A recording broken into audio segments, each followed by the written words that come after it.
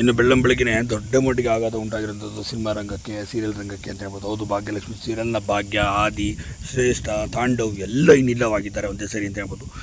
ಹೌದು, ಇದ್ರ ಬಗ್ಗೆ ಸಂಪೂರ್ಣ ಮಾಹಿತಿ ನಿಮಗೆ ಕೊಡ್ತೀನಿ. ಅದಕ್ಕೆ ಮುನ್ನ ಚಾನಲ್ ಕೂಡ ಸಬ್ಸ್ಕ್ರೈಬ್ ಮಾಡ್ಕೊಳ್ಳಿ ಸ್ನೇಹಿತರೆ.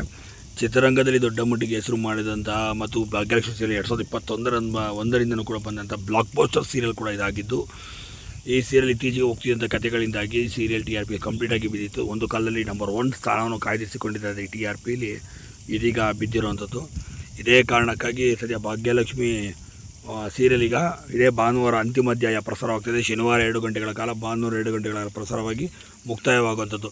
ಭಾಗ್ಯಲಕ್ಷ್ಮಿ ಈಗ ಮದುವೆ ಮಾಡ್ಕೊಂಡು ಆದಿ ಜೊತೆ ಹನಿಮೂನಿಗೆ ಹೋಗಿರುತ್ತೆ. ಅತ್ತೆ ಮಾವ ಪಡ್ತಾರೋ ಕಷ್ಟ, ಒಂದೊಂದು ರೂಪಾಯಿಗೂ ದುಡ್ಡಿಲ್ಲದೆ ಪಡ್ತಾ ಇರೋದು. ಇನ್ನೊಂದು ಕಡೆ ಮಗಳು ಹೋಟೆಲ್ನಲ್ಲಿ ಕೆಲಸ ಮಾಡಿ ತನ್ನ ಜೀವನವನ್ನು ಸಾಕೊಳ್ಳೋಕೆ ಹೊರಟಿರೋದು. ಇವನ್ನೆಲ್ಲ ಬಿಟ್ಟು ತಾನು ಹನಿಮೂನಲ್ಲಿ ಮಜಾ ಮಾಡ್ತಾ ಇರೋದನ್ನು ಜನ ಯಾಕೆ ಒಪ್ಕೊಳ್ಳಿಲ್ಲ ಇದನ್ನು. ಹಾಗಾಗಿ ಈ ಸೀರಿಯಲ್ TRP ಸಂಪೂರ್ಣವಾಗಿ ಬಿದ್ದಿದ್ದರಿಂದ ಸದ್ಯ ಈ ಸೀರಿಯಲ್ಗೆ ಮುಕ್ತಾಯವಾಗಿರೋದು. ಆಗ ನೀವೇನಂತ ಇದ್ರ ಬಗ್ಗೆ ದಯವಿಟ್ಟು ಕಮೆಂಟ್ ಮಾಡಿ ತಿಳಿಸಿ. ವಿಡಿಯೋನ ಲೈಕ್ ಮಾಡಿ, ಆದಷ್ಟು ಶೇರ್